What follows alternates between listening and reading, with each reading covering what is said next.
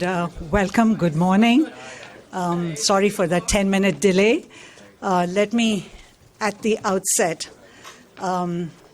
extend a very, very warm welcome to our special guests, our CSR sponsor, CGI, Dr. Rahul, and the entire team, Jija, and of course our panelists, our B.SAFE ambassadors, and all our good wishers. Welcome to, and I think we have some press who have just walked in. All of you, for this event, it's going to be a very quick-paced event, so hopefully we'll get more time for interaction. So next slide, please. Yeah. We have a video from our Managing Trustee and CEO Revati Ashok. She just got called last evening by IIM Bangalore to sort of chair a session. So she's sent us a video message. Let's hear that. This is our second cohort. They have done fantastic work over the last several months in identifying gaps in their respective constituencies and make our constituencies safer for all. I'd love to be there in person, but unfortunately, I'm at the other end of the city today, actually evangelizing the kind of work that you all are doing. As a brief background of this initiative, our first cohort of this program started in March 2020 with the kind support of CGI in the Mahadevpura and Malleshwaram constituencies for an analysis of the gaps in those two constituencies and our continued advocacy for fixing those gaps. During the year 2022, we launched the second cohort of the B.SAFE program at Dasarahalli Constituency and the Hebbal Assembly Constituency, again with CGI as our CSR partner. Tech for Good, the CGI volunteered with B.PAC for designing and development of the B.SAFE Constituency mobile app, which was extremely helpful for all our ambassadors to audit the facilities and provide geotagging for all the areas that need to be improved. 20 ambassadors were chosen, 12 from Dasarahalli and 8 from Hebbal, and they worked across 6 categories of public spaces. The report has action plans. B.PAC has worked with them to convert that into a report which is actionable. With all of this, we hope that we are able to convince the MLAs and the BBMP to make the necessary improvement in these 2 constituencies. My deepest gratitude to CGI for having been so supportive of this program right since inception, and I hope this fantastic body of support is going to inspire many more corporates to come forward and address issues of governance. I hope this will also inspire a number of citizens to come forward, like our fantastic ambassadors today, to roll this out in various other constituencies of the city. Ultimately, our goal is to make Bangalore one of the safest cities in the country. Thank you all for the continued support, and thank you all the dignitaries for gracing this occasion. So just picking up from the message that Revati gave, we at B.PAC, as many of you know, we are a non-partisan group. We work with parties across the line. We work with all stakeholders, with all activists, with RWAs on extensive areas, and these are the 8. I won't go into details, but the very first one is our flagship program called the B-CLIP, which is our Civic Incubation Leadership Program. And I'm very proud to say B.PAC, over these years, have had 9 batches of civic leader capacity build, and we have nearly 300 of them out there working with the citizens on different areas, right from their interest in politics to even a simple thing like waste management. So we have a fantastic group of B-CLIP leaders there, and I just wanted to emphasize that program is as robust as ever. But today we are here for B.SAFE. So let's get to the next slide, please. B.SAFE, Mimi and I have been part of B.SAFE for over these years, and we started with focus on women and children's safety. And at that time, the subject was all about sexual harassment for women at workplaces or in public spaces, and for children, safe school places or even for college students. So we started with programs when POSH as a law came in, POXO came in. So we did a lot of work going from left to right at the workplace, a lot at the BBMP schools, took the program to teachers, to parents, etc. And then with BMTC, really, in the last 3 years, we gender sensitized 27,000 of their staff because they have over 50% of their commuters are women. So they got the Nirbhaya Fund, and we sort of developed a program tailor-made for the conductors, drivers, and that was one of the big highlights that we did. And of course, then we came to B.SAFE Constituency, thanks to CGI. I really want to say a very, very special thanks for your continued support. Now, the way we looked at B.SAFE Constituency, we said we need to pivot. Safety is one thing, but a larger context of women empowerment, a more holistic approach of what we mean by women empowerment, and that's what we have focused on B.SAFE Constituency. And as you heard Revati say, we did the first phase 1. Can I have? Yeah. Oh, this is today's agenda. We'll just run through it very quickly. The report release will happen. We'll call in the dignitaries up, and then Siri will present a couple of slides on the key findings of the 2 constituencies, which is Dasarahalli and Hebbal. We'll have a very interesting panel discussion. I won't go into the details. Siri will take you through that. And then we all get on to the next slide, please. Yeah, and the next. Yeah. So this B.SAFE constituency, what is it? It's an initiative that we wanted to have a common platform where we brought in the government, the stakeholders, domain experts, and citizens. We brought them all together with the idea of saying, what is a holistic approach to safety and empowerment of women? And clearly, while the women are in different economic strata, social economic strata, our focus was largely in the ones that we talk about, which is the lower, the middle at best, okay? And in this program, we worked extensively with a whole lot of experts and partners. So it is truly a partnership program. And I just will call out to the two MLAs who are not here today as yet, but the Hebbal MLA and our Dasarahalli MLA. A big thanks to them for their support in making this happen in their constituency. We are hoping Muni Raju would come, but I think he's also just been called for some other meeting, which is beyond our control, as we know. Sorry? Little bit? Okay. So we don't know whether most likely he may not come. So therefore, but we still have all the other honorable guests, and we will continue with the program. Okay. So the two constituencies in Phase II, we have 12 municipal wards in Dasarahalli and 8 in Hebbal. So that makes 20 wards. This after what we did in Malleshwaram and Mahadevpura.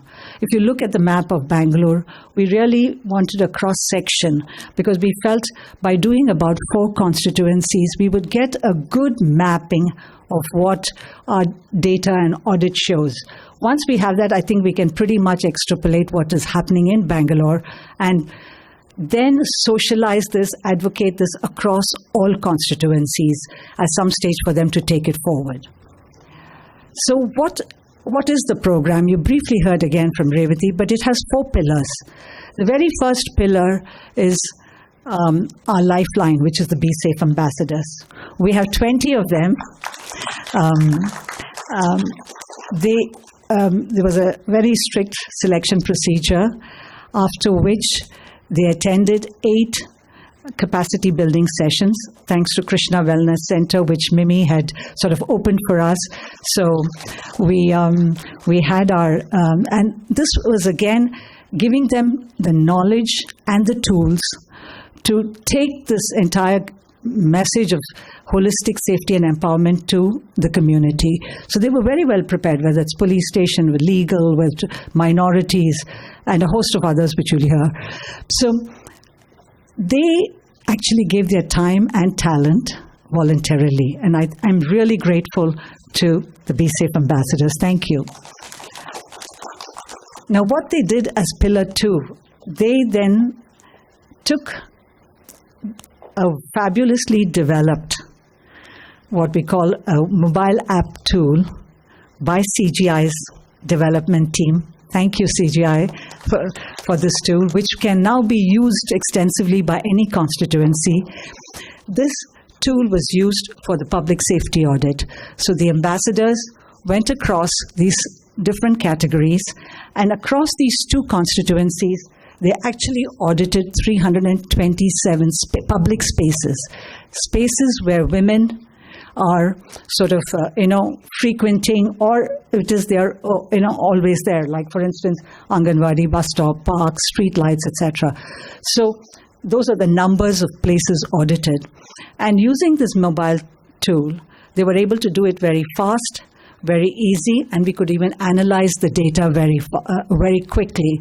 So this was one of the big, say, an additional input that we got in Phase 2. And this tool, as we call Tech for Good, hopefully will be used by other cities, can be used by other constituencies. Okay. The third pillar is once they finished the audit and we were doing the back-end work, they went out to the community. And in the community, they reached out to 3 groups. Come, Nalini. Please join in. Come, Nalini. Reached out to 3 groups, starting with a whole lot of community to teach them all about safety, empowerment. And in the empowerment area, Nalini, please come in front. Come here. Come.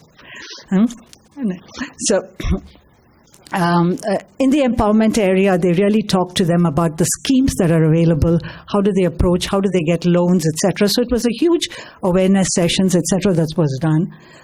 Then they went to colleges, which we feel is a very integral part of our, of our ecosystem. And college, we find they're our best ambassadors as well. They have tremendous knowledge, they are with it, and we have a great traction working with colleges as B.PAC. And of course, we went to the auto stands to work with the auto drivers because, once again, their commuters are largely women. So this was one of our community outreach, and that's Pillar 3. And Pillar 4, which is really my last slide, is as the findings have come in, and you'll see it all in the report, and we'll release the report today officially. Our next step in the real work begins. We have to take the findings, go out there, advocate the findings with the two constituencies, work with the ward committees once they're functioning, the RWAs and everyone else, to ensure that we can begin to action areas that we audited and requires improvements, and at the same time ensure women are make informed decisions, are empowered to know what the schemes, the government has opened up so many schemes, and also private banks give schemes, but they should have informed decision. And I'm sure in the panel discussion we'll hear some of how women make decisions, right?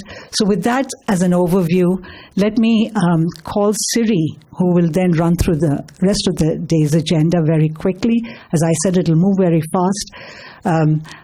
In closing, I will say a big thanks to the two MLAs, big thanks to CGI, and to Jija for being here today, and to our panelists. And I hope all of you benefit from this day, mornings well spent. Okay, thank you. Over to you, Siri. Hi all, good morning.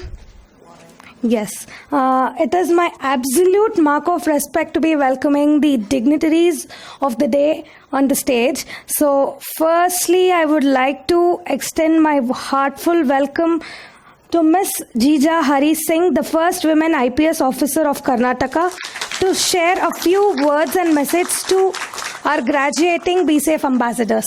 Ma'am, please welcome on the stage.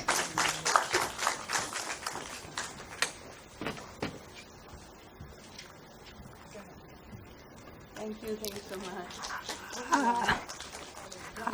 I would now like to call upon Dr. Rahul Godke, Senior Vice President, Business Unit Leader, CGI, to share a few words with the team.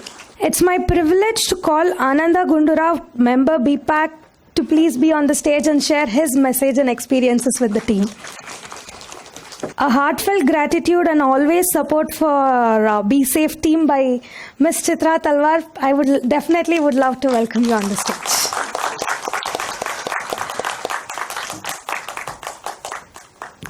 Last but not the least, the most energetic and always enthusiastic Ms. Mimi Parthasarathi, founder and managing director, Sinhasi Consultancy Private Limited, member B.PAC, on the stage. Yes, thank you all.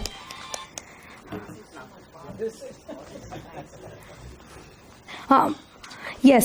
Hi, Ms. Jija ma'am. Please share a few words to our graduating B.SAFE ambassador, so they'll have the inspiration from you and they can take it forward on the ground. Ladies and gentlemen, today I have immense pleasure in standing before you as part of the ceremony of releasing the report and to congratulate the ambassadors. What ambassadors do you call them? B.SAFE ambassadors.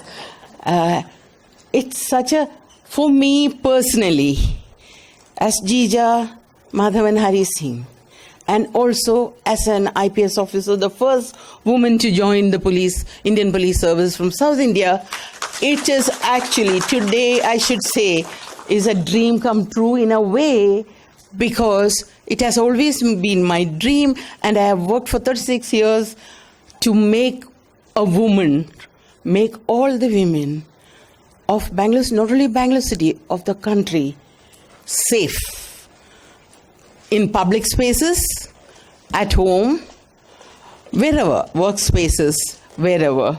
So therefore, I'm very, very happy that you invited me to be part of this. This is a very significant endeavor. A study report on creating a safe city for women in Bangalore. In a world where gender equality and women's safety are at the forefront of our collective consciousness, this work is not just commendable, but it is essential. The group's dedication to this project is truly inspiring. I had a rather long chat with Chitra and Sharath yesterday, and I am deeply impressed. They have delved deep into the intricacies of making a city safer for women, understanding the challenges of public spaces, and proposing solutions. Their commitment and work lend a brighter and safer future for all women. It represents the voices of countless women. It is a blueprint for building a city where every woman can walk freely, unburdened by fear, and pursue her dreams without any hesitation.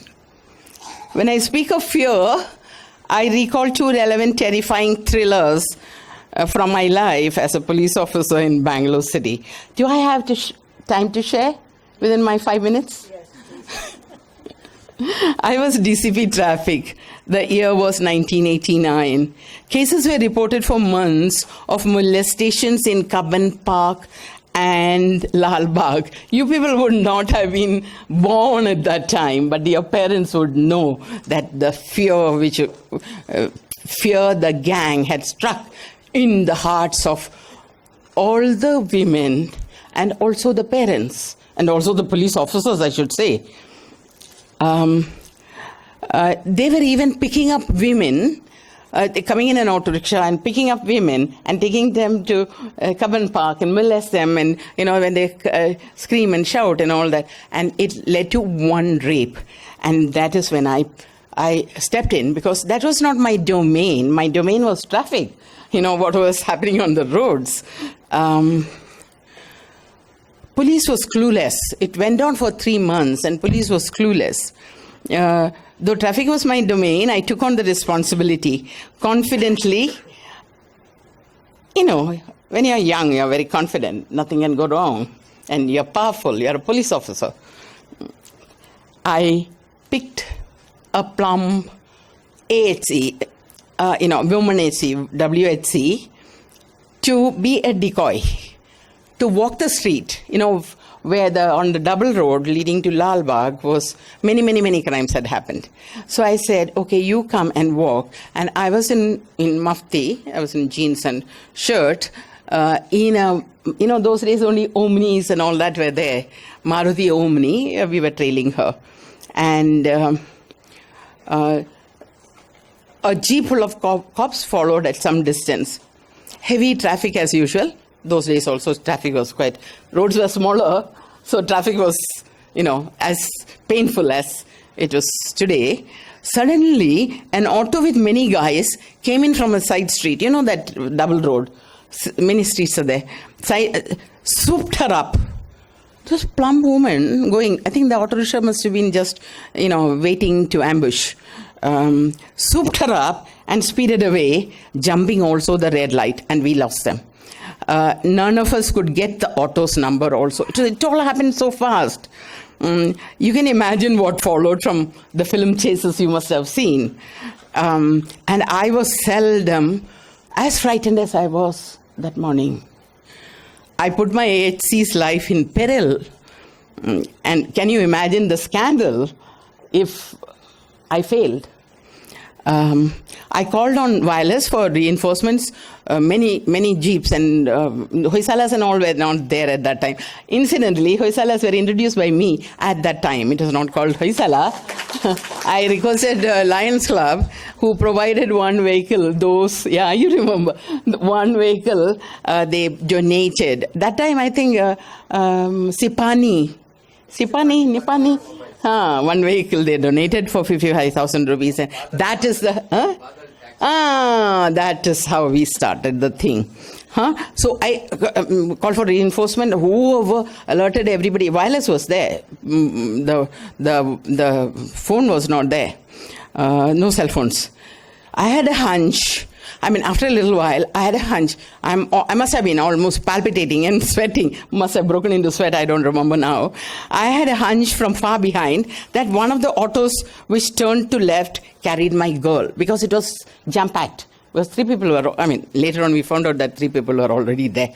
And I just was on hot pursuit. I was hell-bent on recovering her. I had to. Can you imagine? I had to. Anyway, finally we got the auto as it turned into a gully of Siddhapura Road. Yeah, he just turned, but we were fast enough. And by then I had, the cops also had come up behind me, behind the Omni. I was in an Omni and it can overturn anytime, if you go at high speed. Arrested all 3 of them belonging to a gang of 9. The gang which was holding Bengaluru to ransom for over 3 months at that time. Another I'll skip, I think. Or do you want to hear one more story? Okay. It was also full of fear and drama. I was told at a dinner, private dinner, friends had called us, not service people, people from art field. I was interested in art at that time also. I was told at this dinner that girls are being picked up even on Queen's Road. These people knew about this because it was splashed in all the newspapers and all that. So he said, oh, what are you talking about that?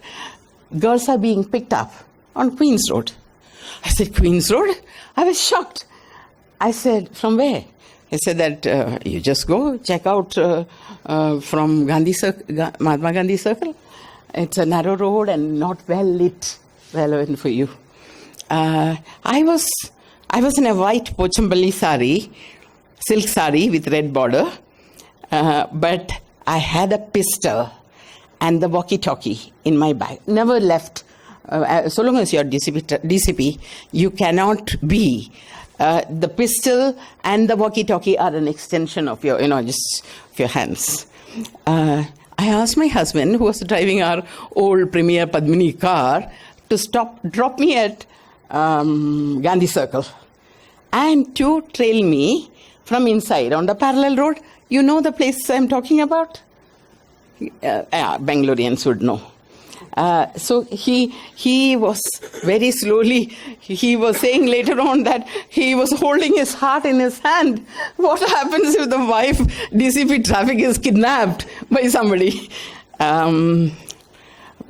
I asked my husband, now I also, that night, coincidentally, I was supposed to be going on night rounds. We were 6 DCPs at that time, not like so many this time. One commissioner of police and 6 DCPs, that's all.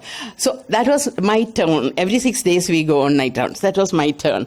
So already a follow van was in the control room with 1+10 PCs. So I asked the follow van to come to HAL Circle, we used to call it. Today we call it the Metro. No, what is it? Cubbon Park. Cubbon Park Metro Station. Where is? You know where I am talking about. Where near the HAL office. I asked him to park because this is a one-way road. You can't go in between. So he came and parked there next to Cubbon Park Metro. I walked in a hurry as a very decent woman, missing the bus or something like that and rushing. Those days Uber, Shuber and all that is not there. Oh, what an experience it was. I am in that woman's place now. You can see that? You can see the fear in me? Yeah. All the cars would slow down. All the trucks will slow down and people will get down. And my husband is inside most probably. He's watching me. And I will take out my walkie-talkie and with the left hand. Right hand is at my trigger of the pistol. And I'll say, the car coming, the car has sped away at that time, seeing my walkie-talkie. I can see the number. I flash the number and pick up the driver and whoever is there. So in the truck, 2 people are there and things like that. So they were being picked up, and we had about 27 people assembled in Cubbon Park Station in about an hour or so. 1 hour, can you imagine?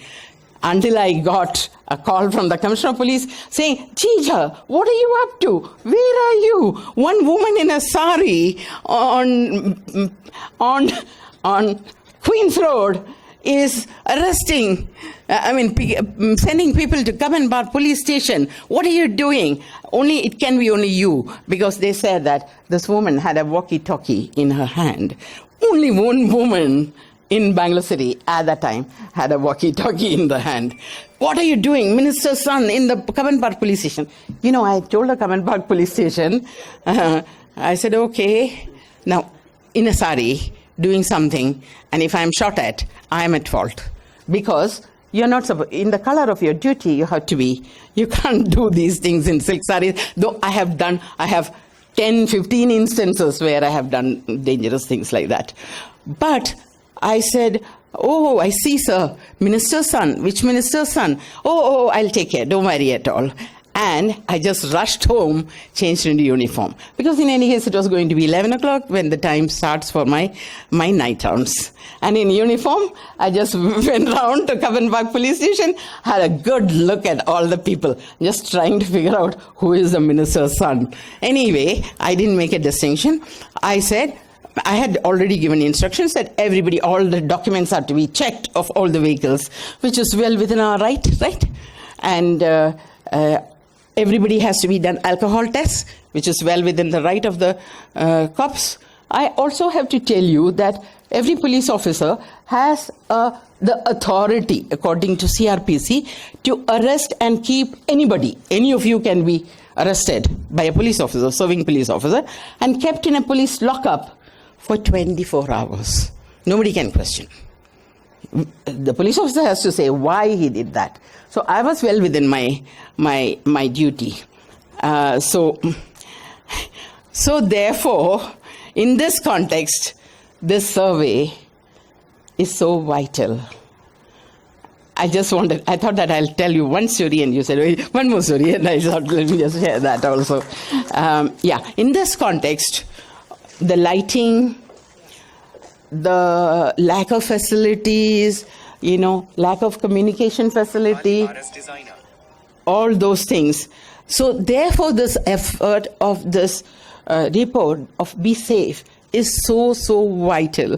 And I would like to congratulate the organizers, the CGI, who came forward and so generously not only supported you with resources, but made the app and gave you the technical support. It's a great thing. Thank you so much on behalf of all of us here, all the citizens of Bengaluru City, and all the citizens of this country, and perhaps the world. It can go global if it's powerful. This is vital, and also it is extraordinary, because involved in 20 wards, if I'm not mistaken, 12 plus 8 wards of Dasarahalli and the other place, 20 wards. Such big collaboration. Ambassadors only we see, but they must have asked so many people, interacted with so many people. So it's a very it's a remarkable effort. This group must have worked tirelessly, pooling their knowledge, skills, and expertise to craft this comprehensive and informed report. They have showcased that when we come together with a shared purpose, there's no limit to what we can achieve. CGI, it applies to CGI, ambassadors, and all the people. But the importance of this report goes beyond our immediate celebration. It's a call to action for each one of us. We were just discussing that we should incorporate men also into the pool of ambassadors. The safety of women is not just the responsibility of one group, one report are not even women. It is the responsibility of all the people who are there, who inhabit the city or the town or the place, wherever. The work of this group should serve as a rallying cry for everyone to join hands in making our cities safer, not only Bangalore, but all the cities safer, more inclusive and more equal. In conclusion, let's remember that creating a safe city for women is not just an ideal, it's an absolute necessity. It's a basic human right. Violating a woman is violation of the basic human rights.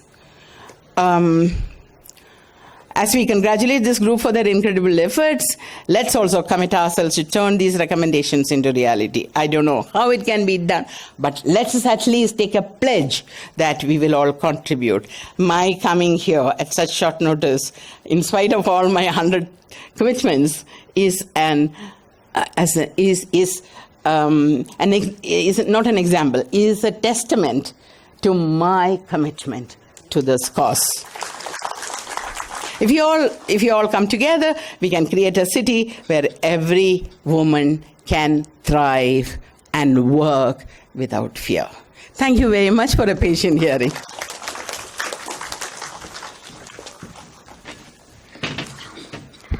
Thank you, ma'am, for sharing your amazing experiences and stories with all of us.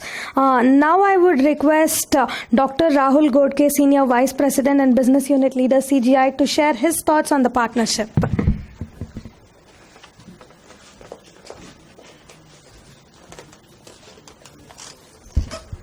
So I'm going to keep it a bit short, and thanks for all the experiences that you've shared, madam.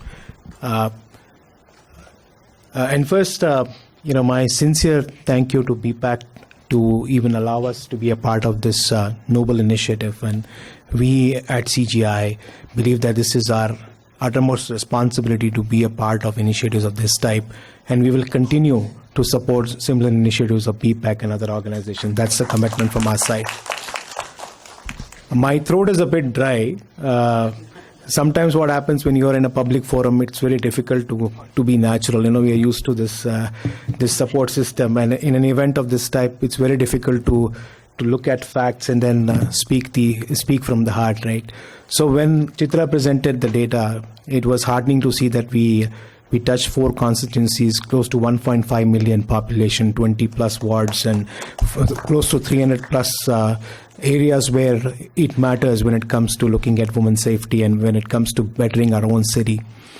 As CGI, when we built and I'm going to in a short while call all my leaders to be here, because more than me, it's them who have worked relentlessly over the period of last more or less 2 years plus now, right? In terms of discovering this app, it's not that easy. It's not natural. We are not one of those, and especially you can see that there are very few women who are a part of the team, which I'm going to change now. So these individuals, when they were building it, we looked at facts in terms of how the product needs to be built, in terms of making it handy for the consumers, and the consumers are the ambassadors. And it was quite a learning for us. More than the product development, we were very touched by the fact that there is a lot that we have to do as a community. There's a lot that we have to do as an institution. There's a lot that we, from an IT department or an IT fraternity, can add as value when it comes to contributing towards the best of CGI and best of this entire city and the best of our country. So one of the things that we looked at was, after this release, can we even better what we have done? Can we use the newer technologies of artificial intelligence? Once the data sets go beyond 10, 12 constituencies, then we can look at even using the latest technologies of artificial intelligence to give better insights. The reports can be also fine-tuned using technology, and we believe there is a fantastic roadmap that we can together achieve to make sure that this program not only achieves the target as what it has today, but even does better. With that said, I'm going to call my team, and I want to thank them. Nirpa, you want to come with the team? I think these are the people who have worked with the B.SAFE team. If you're okay, just... We have a... Oh, okay. So there is a session planned. So apologies, I don't want to disturb the rhythm of the event. So to conclude, for me personally, as a father of two teenage daughters, I believe that what we are doing here is absolutely a necessity. And I have seen, and I have stayed being a kid who studied in 8 places. From my kindergarten to my 10th grade, I know the challenges across the country. So I believe that programs of this type will be definitely great use in terms of making sure that our cities and our communities are better. And I wish all the best to be safe, and be assured that we are always there to support you. Thank you.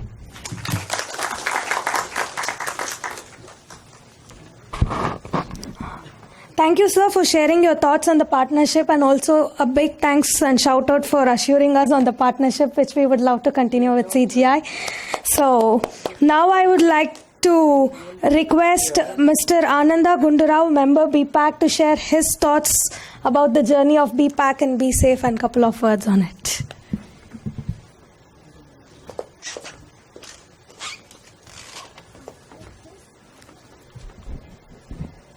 Ladies and gentlemen, okay now, I think a very good introduction to B.PAC and its activities and about B.SAFE already been given, and also a perspective of why we need this program.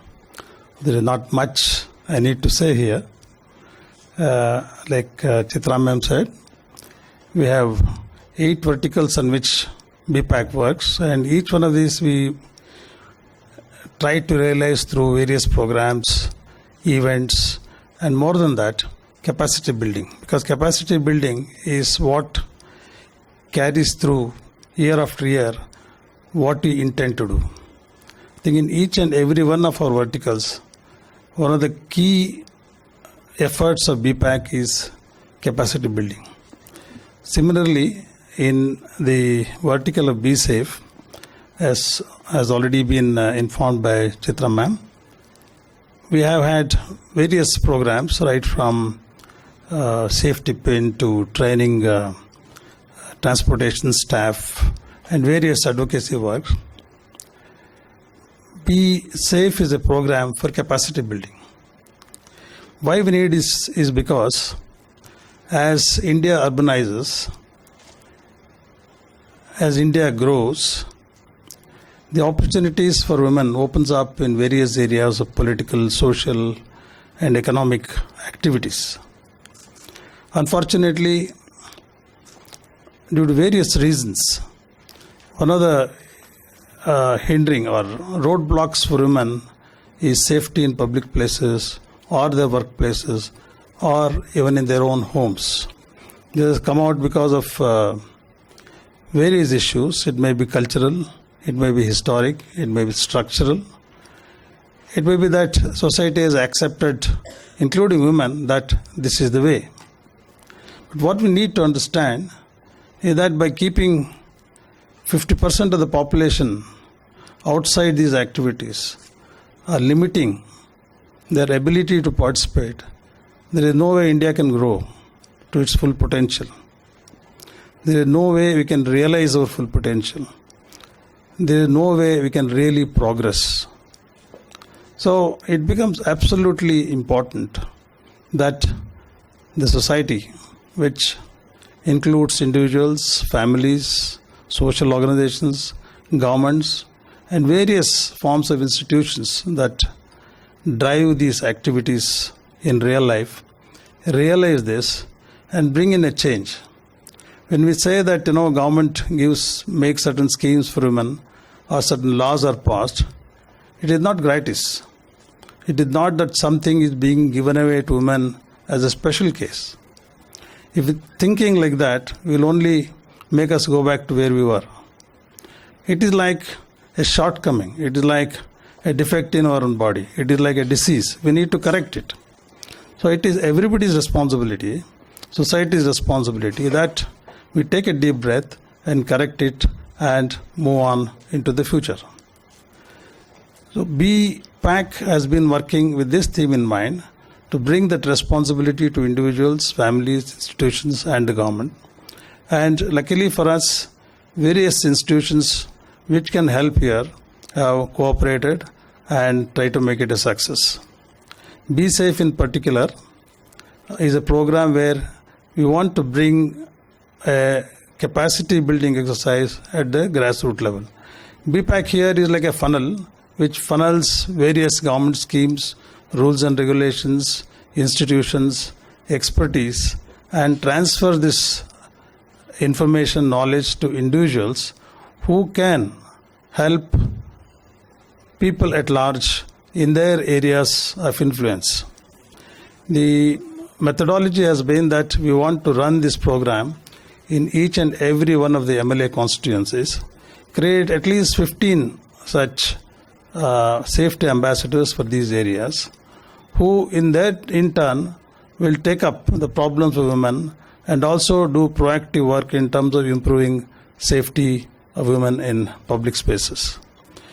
Our ambition is to create at least 300 such networked women representatives, women safety ambassadors across the city, which will form a powerful block to influence in terms of improving the safety aspect, safety index of Bengaluru city. I think this is something unique. I don't think any other city in India has tried this. So this is a pioneering effort. In addition to whatever help we have received, I think the biggest compliment goes to participants who have set their personal time aside for helping other people, taken efforts to participate in this, absorb this knowledge, and willing to participate in this effort to improve safety of women in the city. It's a fantastic effort. Congratulations to all of you. Let's hope all of you will come together and Bangalore, the safest city in the country, and we create a model for others to follow. Thank you very much.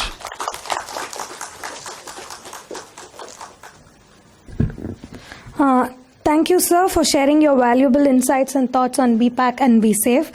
Now we have arrived at the most awaited moment of the day, that is release of the public place audit reports of both Dasarahalli and Hebbal Assembly Constituency.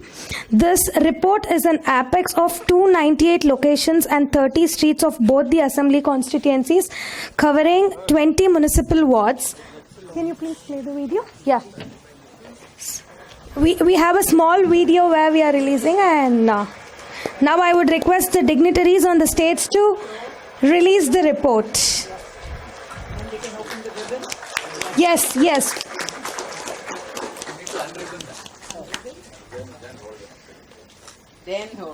Along with our B.SAFE ambassadors, we request ward committees, citizens, residents, government agencies and concerned stakeholders to leverage the report to make the public places safer and empowered vicinity and enhance the need for safety and empowerment.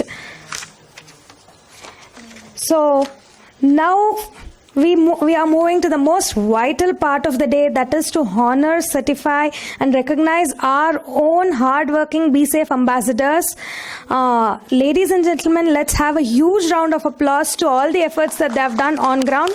Our B.SAFE ambassadors have built capacity through intense training and series of topics on knowledge track, and we have also been involving in collecting the grassroots level data during the safety gap audits, and also engaged with thousands of community women and also thousands of college students to create awareness and empowerment.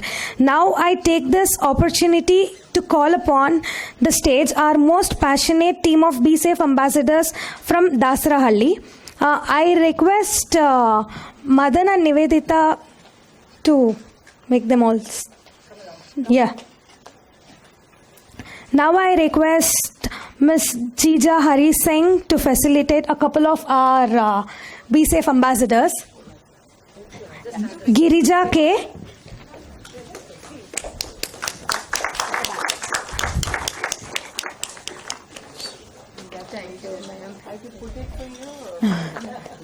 Indira V.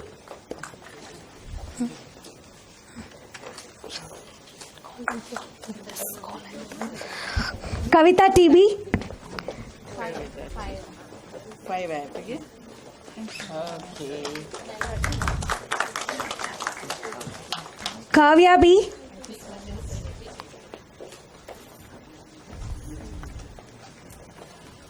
Rajeshwari MK.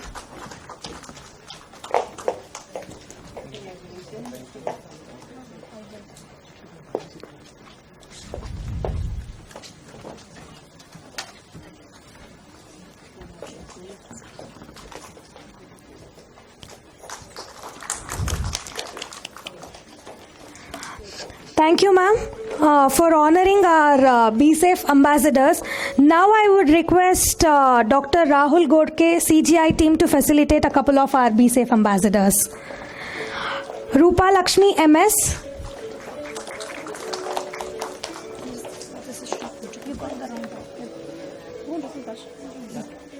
Rupa Lakshmi MS. Seema Sanikere. Sneha Gowda.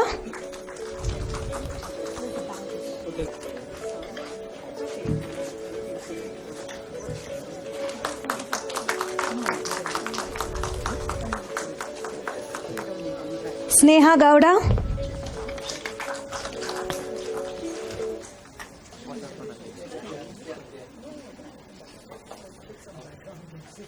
Saumya Shri A.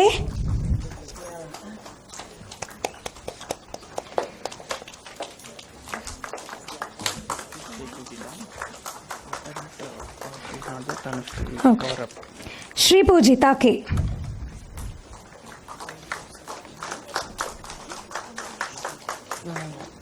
All Tanushree बदल बंदे रहे. Tanushri Ghosh.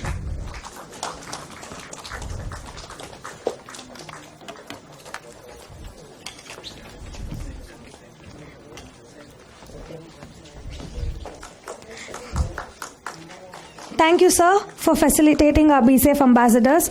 Now I would request Ananda, sir, to facilitate some of our B.SAFE ambassadors.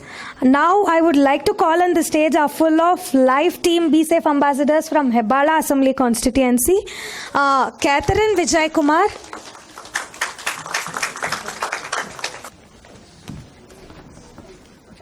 Just give a minute to do the rest and then skip me out.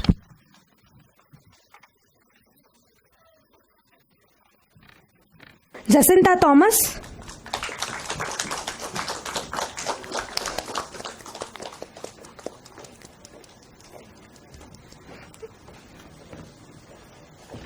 Kavya Lakshmikant.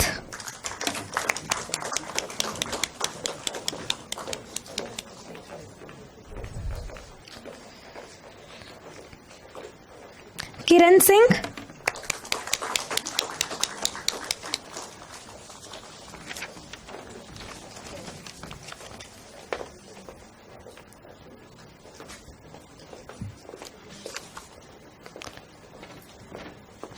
Radhika GN.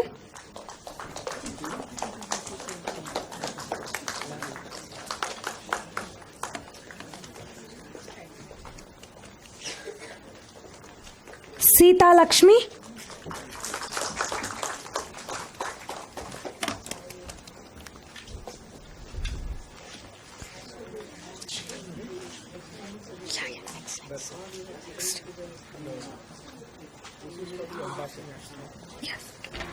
Shweta Shankar.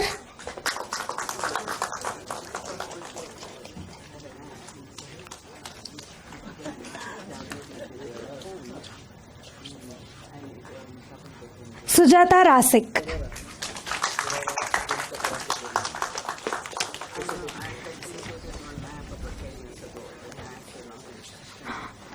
Thank you, sir, for recognizing and appreciating our B.SAFE ambassadors.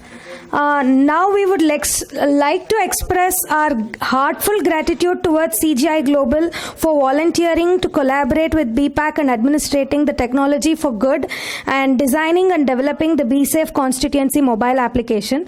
Now I would request Ms. Mimi Parthasarathi to hand over the souvenirs to all the CGI tech team who has worked along with us in making the effort fruitful. I would like to call upon on the stage Ravi Kumar Mariappa.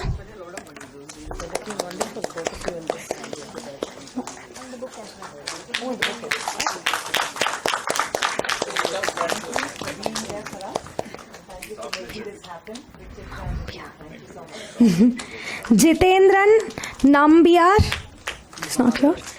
Dixon Yovan, not there. Sanjay Venkatesh, Dhananjay Kumar Ramamurthy,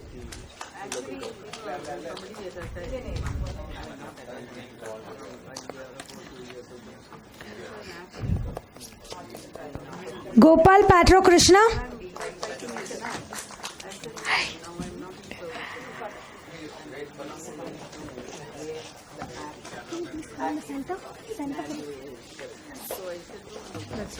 yeah. Bharat Pendam is not here. Okay. Manu Parameswaran, No. Subhajit Lahira,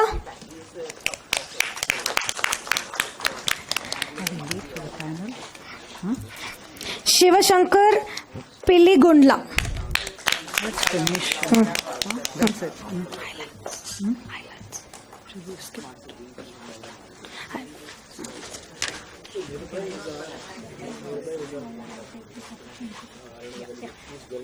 The QR code you can talk about. Yes, There's yes, a report for yes, everybody. yes, So one photograph. yes. Now I would request the CGI team to please come up on the stage for one group picture. Yeah. We can just stand here and Yes. can come. Yeah, there's the CGI. The CGI team would like to come on the stage for one group picture. That's how we do generally in the era. Yeah.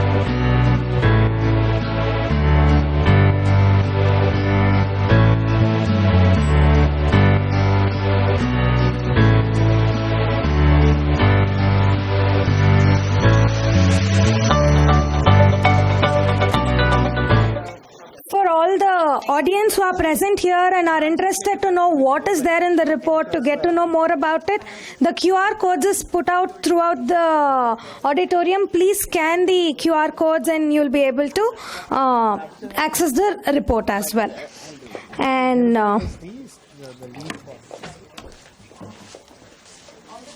just a couple of minutes, we are setting up the dais for the most interested panel discussion that we are waiting for. Just give us a minute. Thank you. Now I take this opportunity to have our stakeholders engage on the panel discussion on women empowerment, a holistic approach. Samagra Mahila Sabalikaranada Kadege. I would like to welcome our eminent panelists on the stage. Advocate Ashok GV, partner Phantom Law. Are we still waiting for him? Yeah. K. Jayalakshmi, President Swami Vivekananda Foundation Trust, Nakshatra Mahila Swasahaya Group. Ms. Nalini Shekhar, Co-founder and Executive Director, Hasiru Dala.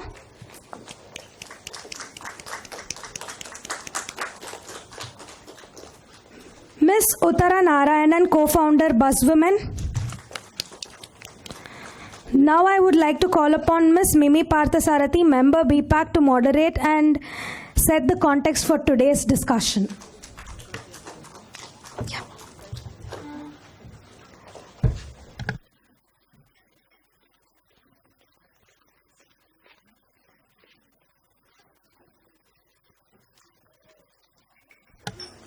Yeah, while we wait for Mimi ma'am, yeah, I'll put up the next slide. You can see a couple of description about each of them, how they are involved in either safety or empowerment of women on ground in making the difference. So let's get on with the most awaited part, the panel discussion. Thank you, though. I'm just going to leave it. I'm going to leave it with you. Put it over here? Yeah. Perfect.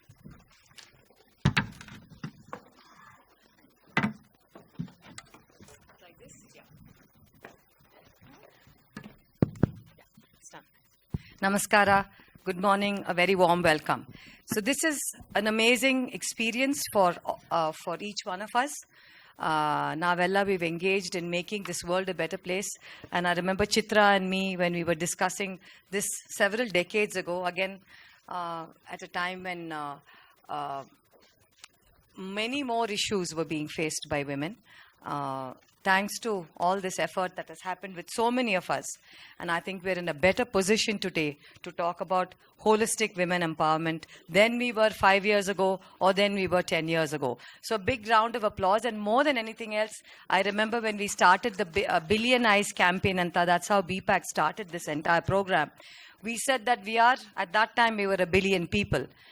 As Mrs. Jija was saying, it is the responsibility of every human being, whether man or woman, to make sure that women's safety is an important agenda. So in that, we have this fantastic panel of Shri, who's already introduced, Ms. Uttara, Ms. Nalini, and of course Jayalakshmi, who I've had the pleasure of meeting for a very long time in my life. So I wanted to just start my conversation with you, Uttara. Buzz Women. And you know, when I look at it, you're the founder of Buzz Women. Yes. And more than anything else, your agenda was, let's remove poverty for women. Yes. So let's give them education, training, and continuously working on these two issues. Would you like to expand on that a bit? Sure. I would like to take a couple of minutes also to say why I began this. Yes, please. Apparently, when I was born 41 years back, somebody came to my mother and said, oh, it's a girl child. It's all expenses from now on. My mother was very young, and she thought she had done something wrong because she was told this. Thankfully, I had very wise grandmother who told her that this is how the society is, don't listen to them. I had a set of parents and grandmothers who really encouraged me and gave me all the opportunities, and I feel that's why I'm here today. But millions of girls and women do not get those opportunities. I grew up hearing the stories of my grandmothers, of how they struggled, how they did not get, though they had all the, I would say, intelligence, they were not able to use it because they were always in the kitchen or inside the house. And I felt, if I have got this privilege, what do I give back? And that's how the idea of Buzz Women started. We work on multi-dimensional poverty. So it's not just economic poverty. There are so many dimensions to it. I feel safety is also a kind of poverty. If you don't feel safe, it is poverty. And how to work on those, I'm a cost accountant, so in the initial years, obviously, I went the economic route first, saying, let's look at economic empowerment. But I very soon realized that economics is one aspect of your life. There are so many things that a woman aspires for, and she's not allowed to aspire for because of the circumstances, the patriarchy, and the cultural norms that are around. And to get rid of those, I realized that it has to come from the woman first. So if you look at the base, the foundation of it, it stems from women themselves sometimes putting them a little in a constrained space. You know, I'd like to butt in over there because what is important is now, we talk about our forefathers, we give a lot of gratitude to forefathers. I think what she's hit on the head is foremothers. Yes. And we never have conversations about our foremothers. Yes. All of us are sitting here because our great-grandmother and grandmothers did something, saying, I'm not going to accept it. Yes. So I think one of the biggest things is to acknowledge and make it a movement to acknowledge foremothers. And I think that's something that you've really brought about as an important issue. And the concept of financial empowerment. You brought another important aspect that even though a woman has money, she's working and having money, if she doesn't feel safe at home or doesn't feel safe around, then where is the point of this? What is the point of this financial empowerment? So in that particular space, your holistic training that you're talking about, you've got approximately now 5 lakh people. Yes, 5 lakh women. And it's become a global movement. You know, she's taken it to Tanzania, to Gambia. Yeah. You know, you've got Netherlands and Georgia. How did that happen? So I have a co-founder who is from Netherlands. Though he's an advisory capacity, I have also another co-founder in Bangalore. While I was giving a speech like this in Netherlands, somebody came up and said, we would like to do this in Georgia. Similarly, some other place I kept talking. So it's been a very organic sort of replication. And I believe that in my lifetime, I don't think I can go beyond Karnataka. There are almost 3 crore women in Karnataka, and that's enough for my lifetime to work on. So how I believe that this can replicate in other places is, one, through other NGOs, through other leaders who can take up this model and in a way franchise it, use it in the context that they are in and contextualize it and be able to adapt it. The other is to also make it systemic. I believe that what we have learned in the last 10 years as an organization, I keep saying that I think we know the formula for women empowerment. It's very simple. You just have to consistently show at the doorstep of the woman and ask the right questions. Because the woman has all the answers. She knows what she's talking about. She knows how to come out of it. It's just that nobody is asking her those questions. Nobody is giving her that opportunity.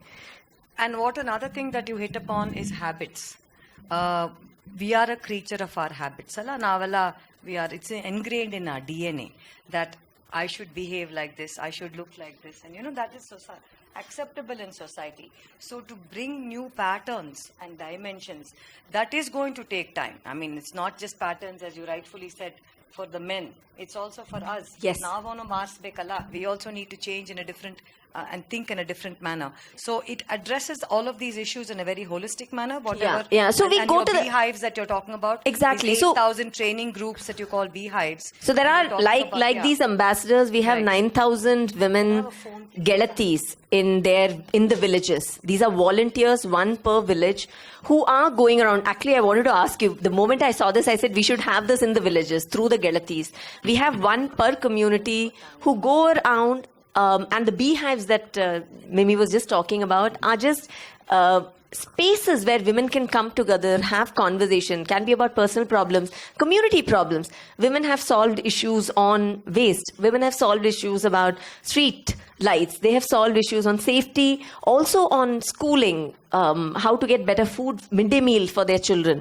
They do all sorts of interventions by themselves, and these Gelatis in every village. So we begin with financial literacy because everybody wants to talk about money. So that's the first 2-day intervention. Post that, among them, we ask them to identify a Gelati, one per village, and that Gelati, then we build her to become a community leader. She goes through a 6-month fellowship program, once a month at the panchayat level. Like I said, we are present in 10,000 villages now, in 11 districts of Karnataka. And the idea is at the panchayat level with the panchayat officer being involved, because without government intervention, none of this is going to, like you are also taking it to the government finally. So that is what we're trying, where the Gelati becomes the community anchor, the change agent. She is then bringing the women together once a month in beehives. And in these beehives, have conversations around personal problems, community problems, how do we solve them? The belief is that, like how B.PAC also believes, that you need participation from people. If women don't come together and solve their problems from outside, there is only so much that we can go and keep injecting and putting it in. So what you have is a change agent. You have one main person who basically brings in the others together. As a role model, Yeah, and we are building on top of the self-help group, by the way. It is already present. But the self-help group is being used for a very transactional thing now. Save money, loan the money. Right. We are saying, how do we use it for sisterhood? And a holistic way. And more than anything else, as women, we go through we have a lot of gaps and we have a lot of challenges. One is to get married, second is children. Then we have aging parents, aging in-laws to take care. There are several issues that we don't even speak about. So, nam career graph, nam life graph is constantly like our stock market graph. Yes. So it goes up and down, but hopefully it's going to be in a sustainable upward situation. So that's what you look at. Yes. So let me just speak to Nalini for a bit. Nalini, this Hasiru Dara, that's like literally the green force. How did that happen? I mean, why did you think of waste management and waste pickers? Because now everybody talks about Paura Karmikas, right? It has become a much more common language, especially with B.PAC, since we do so much work with Paura Karmikas. How did you start this 10 years ago? Because you're celebrating 2 major successes. Cards, now they've got the 225 cards. And now it is 11,000 cards in Karnataka. 11,000, my God. Wow. Yeah. And all I think BBMP has also given the entire dry waste management to your self-help groups, your women's self-help groups. How did you start this? So I started not here in Pune in 93. Oh, okay. So I was part of adult education department of SNDT Women's University, and we never believed in teaching ABC. So we said, how do we look at empowerment? So then those days, Lijjat Papad was very big thing, home-based work, but we were not happy with that also. Let's look at who are the most marginalized in the community, in a city. And we were like 23, 24, that age. We were all on the motorbike, 3 women. So we would go around the city to look at who are the most vulnerable, and we found a lot of children in waste picking. So we said, can you take us to your home? So we went to their home and then suddenly realized, even in a basti, even in a slum, waste pickers in the outskirts of the city, because they're doubly whammed. One is Dalit, that is one of the reasons why they're in the outskirts, and second, they work in waste. So both actually created a lot of discrimination anywhere. Even in Bangalore, if you go to even public housing today, Dalit communities are kept aside. Water source, there's one water source, public water source. If little water falls from one Dalit person's water into another person's water, and if she's not a Dalit, she'll throw even if the water scarcity is there. So that is ingrained. So we wanted to bring change. And so we started the first union of waste pickers in 93 in Pune. And now, of course, they are doing door-to-door collection in entire city. So when I came to Bangalore in 2010, there were a lot of groups which are really talking about waste management. Mavalipura was a big issue. And everybody was talking about decentralization of waste management. Citizens were doing the right thing. But nobody talked about the informal sector. The last mile. Yeah. Actually, I don't work with, I work with Paura Karmikas, but more on the informal sector. They are below PKs also. So these are informal sector women who pick up a bag, walk on the street, pick up recyclable waste, sort it, grade it, and sell it. So I told everybody, how can you talk about waste without waste pickers? You know, formal and informal together makes the city what it is. Either clean or dirty, whatever it is. So without formal, the informal sector can survive. Without informal sector, formal sector can never survive. Yeah, they're the implementation. It's the last mile, and you hit the right nail. So where do you see the change in the way there is an attitude? Because here I'm seeing women, mostly women, in the space of supporting these kind of initiatives. I mean, where is there a balance between this kind of engagement, which is gender neutral? How does that work? So most of the local waste pickers are women. That's where it starts. They start their work before Paura Karmikas come on the street. That is at 3 o'clock and 4 o'clock and 5 o'clock. Before they used to start their work at 5. Today they start their work at 3 and 4. And safety is a big issue that has creeped up very recently. So the thing about waste pickers is because they have to work on the street, and they work on the street and they have to fight with the pigs and dogs and snakes and the citizens and the Paura Karmikas or the and also the police. So they have become very strong. They are very vocal. They are not unlike the domestic workers and other kind of workers that you see. Here, waste pickers are entrepreneurs. They are micro-entrepreneurs. Nobody is telling them to do the work that they are doing. And today I have to pay a fee for my child's school. I know which street to go, what material I get at what time. I go pick up and make money. So that is absolute entrepreneurial brain, right? So they love their work. Many people think they are not happy with their work. You talk to them, they say, it gives me the freedom of time. I can send my child to school. I come back, I go in the morning, come back, send my child to school, and then go for sorting. And we also think that they do great work, but the kind of situation in which they work is not good. I mean, we don't want anybody putting their hand into the waste that is thrown out, right? So that's why we started working with BBMP. We actually did a study and showed them how BBMP is saving 84 crores per year just in collection and transportation because waste pickers are doing that work in Bangalore. So looking at that, BBMP gave an ID card with the logo of the city and signature of the commissioner. That is the first city which has done like that in 2011, and in 2016 it became a law nationally. And then we said, please give us driver's collection center. Then Mr. Siddhaya was there, the commissioner. Nalini, where is the place in Bangalore? I said, sir, there is place. you start giving, it will come. Today we have 161 such centers in the local area. And each center, dry waste collection center, should be managed by waste pickers. That's our bylaw now. And so all this, whatever we have done here, as she was talking, I don't want to go beyond Karnataka. What we do is we work with many NGOs across, and we don't want to be the unicorn. We want the concept of Hasrudala to be unicorn. To that extent, we help other people to do this kind of work in their own states. So what I'm saying here is, what I'm really hearing is that the waste pickers are not unhappy doing what they're doing. And I think that is something that is a good thing to know, that they're not unhappy doing, and they've chosen this profession and chosen this life for themselves.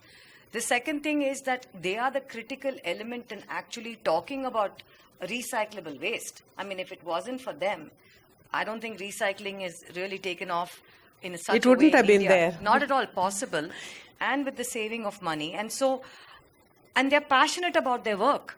I mean, these three things. So it's just about giving them a better, safer, cleaner, planned, processed environment. And as you both have rightfully said, I have this process and plan and discipline that is working. Let's replicate this model. Let's just share it with more people who also want to do the same thing. So that's the best way to go about it. So let me finish with Jayalakshmi and then come to you, right? I just want to say, Yes, next please. time you invite a waste speaker to come and speak. They are much better speaker for themselves. We will do that. I think, the plan is to actually do a lot more things in getting the right audience. See, the important thing is they will transform somebody else's life. So we need to have much more of an audience that also can take away this important aspect, that when special people like that are invited, we need to make sure that the audience is also, yes, the communities are called, so that people can actually understand and know that there is also this way to go about it. Namaskara, Jayalakshmi. ನಮಸ್ತೆ So, ತಮ್ಮ self-help group ಬಗ್ಗೆ ಹೇಳ್ರಿ ನಮಗೆ. ಖಂಡಿತ madam. Good afternoon to everyone. ಎಲ್ರಿಗೂ ನಮಸ್ಕಾರ. ನಾನು ಜಯಲಕ್ಷ್ಮಿ ಕಾರ್ತಿಕ್ ಅಂತ. I have started my social journey work in 2005 from a ground level. ನನ್ನ ಈ ಒಂದು ಸೋಷಿಯಲ್ ವರ್ಕ್ ಜರ್ನಿ 2005 ಅಲ್ಲಿ ಸ್ಟಾರ್ಟ್ ಆಯಿತು. I am working in women safety and empowerment, women empowerment related works and issues for over 15 years. At start of my social journey, I have created, first ನಾನು create ಮಾಡಿದ್ದು ಒಂದು single SHG ಗ್ರೂಪಿಂದ start ಮಾಡಿದೆ ನನ್ನ ಜರ್ನಿಯನ್ನು with 20 members, and we have benefited with that. ತುಂಬಾ benefit, government schemes ಆಗಲಿ, ಅದು ಒಂದು 20 members ಇಟ್ಕೊಂಡು ಒಂದು ಸಿಂಗಲ್ SHG ಗ್ರೂಪ್ ಸ್ಟಾರ್ಟ್ ಮಾಡಿದ್ದು. ಸೊ ಅದು ಹೇಗೆ ಸೆಲ್ಫ್ ಹೆಲ್ಪ್ ಗ್ರೂಪ್ಸ್ ವಿಮೆನ್ಸ್ಗೆ ಅವ್ರು ಎಂಪವರ್ ಆಗೋದಕ್ಕೆ ಏನೇನು ಫೆಸಿಲಿಟೀಸ್ ಇದೆ ಅನ್ನೋದು ನನಗೆ ಅವಾಗ ಅರ್ಥ ಆಯಿತು. ಸೊ ಆವಾಗ ನಾನು ಥಿಂಕ್ ಮಾಡಿದೆ, these types of benefits should reach all groups of women and 30 to expand the number of SHG groups. ಈ SHG ಗ್ರೂಪ್ಸ್ನ ಅವೇರ್ನೆಸ್ ತಂದು ಎಲ್ಲ ಬ್ಯಾಂಗ್ಳೂರಲ್ಲಿ ಎಲ್ಲೆಲ್ಲಿ ಈ ಥರ womens, all types of womens, economically backward class womens ಇದ್ದಾರೆ. ಸೊ ಅವ್ರಿಗೆಲ್ಲನೂ ಕೂಡ ಇದನ್ನು ತಲುಪಿಸ್ಬೇಕು, ಇದನ್ನು ಎಕ್ಸ್ಪ್ಯಾಂಡ್ ಮಾಡಬೇಕು ಅಂತ ಅಂದ್ಬಿಟ್ಟು ನಾನು ಥಿಂಕ್ ಮಾಡಿದಾಗ ಎಲ್ಲ ಕಡೆನೂ Bangalore full different places and many ನಾನು ಗ್ಯಾದರ್ಡ್ ಮಾಡಿದೆ. ಯಾವ ಥರ ಪೀಪಲ್ನ ಅಂತಂದರೆ ವೇರಿಯಸ್ ಬ್ಯಾಕ್ಗ್ರೌಂಡ್ ಇರೋ ಅಂಥ ಆರ್ಥಿಕವಾಗಿ ಹಿಂದುಳಿದ ಹೆಣ್ಮಕ್ಳು, ಎಕನಾಮಿಕಲಿ ಬ್ಯಾಕ್ವರ್ಡ್ ಕ್ಲಾಸ್ ವಿಮೆನ್ಸ್, ಅವ್ರನ್ನ ಎಲ್ಲ ಪ್ಲೇಸಿಂದನೂ ಆರ್ಗನೈಸ್ ಮಾಡಿ ಸೊ ಅವ್ರಿಗೆ ಅದನ್ನು ಜಾಯಿನ್ ಮಾಡಿದೆ.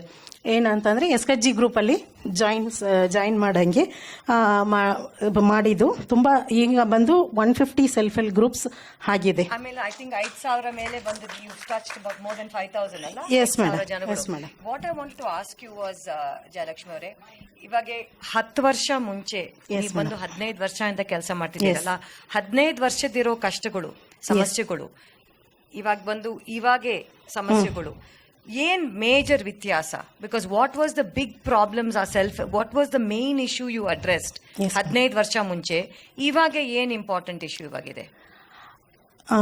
ಫಸ್ಟು ಆವಾಗ ಈ ಯಾವ ಒಂದು issue main ಈ ಜರ್ನಿಯಲ್ಲಿ ತುಂಬಾನೇ ಸ್ಟಾರ್ಟಿಂಗಲ್ಲಿ ಡಿಫಿಕಲ್ಟೀಸ್ ಇತ್ತು. ಸೊ ಆ ಡಿಫಿಕಲ್ಟೀಸ್ ಎಲ್ಲನೂ ಕೂಡ ಕ್ರ್ಯಾಕ್ ಮಾಡಿ ಒಂದು ಆಪರ್ಚುನಿಟಿ ಸಿಕ್ತು ನನಗೆ. ಈ ಒಂದು 150 groups self help groups today ಆಗಿದೆ.